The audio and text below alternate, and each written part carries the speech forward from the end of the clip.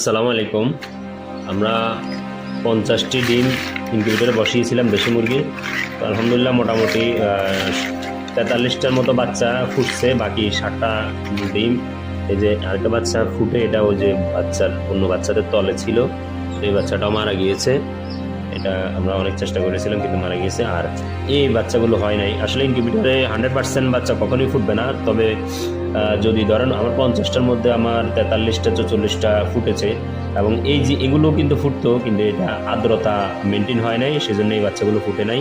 এই বাচ্চাগুলো সবগুলো ঠিকঠাক ছিল ভিতরে, শুধুমাত্র আর্দ্রতা মেনটেন না হওয়ার কারণে বাচ্চাগুলো ঠিকঠাক মতো হয় না। আর উল্টানো ডিম হ্যাচিং রেট 100% পাওয়ার জন্য দুইটা কাজ করতে হবে। একটা হচ্ছে যে ডিম যেগুলো ম্যানুয়াল ইনকিউবেটর সেগুলোর মধ্যে ডিমটা ঠিকঠাক মতো উল্টে দিতে হবে। এই যে এভাবে থাকবে যখন, পরে এইভাবে দৈনিক সর্বনিম্ন 3 বার ও সর্বোচ্চ 4-5 বার উল্টাই দিতে হবে।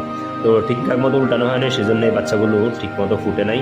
এই যে এগুলো কিন্তু বাচ্চার ঠিকঠাক, সব বাচ্চার ঠিক মতো হয়েছিল, কিন্তু বাচ্চা ডিম ফুটে বের হইতে পারে নাই আর্দ্রতার সমস্যার কারণে হয়তো বা।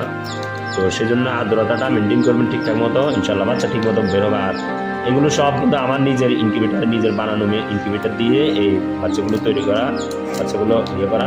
তো যাদের অল্প টাকা, যাদের ইনকিউবেটার লাগবে, তারা আমাদের সাথে যোগাযোগ করতে পারবেন।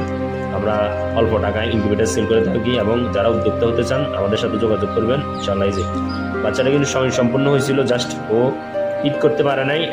ডিমের খোসাটা একটু শক্ত ছিল হয়তোবা, অথবা 2-1টা বাচ্চা মারা যাবেই, এভাবে যাবে। কিন্তু তারপরেও আমাদের শিক্ষা নিতে হবে যে কেন বাচ্চাগুলো এভাবে মারা গেল। তো সেজন্য আর্দ্রতা সবাই ঠিকঠাক মতো রাখবেন। আর্দ্রতা ঠিক থাকলে বাচ্চা ঠিক মতো ফুটবে।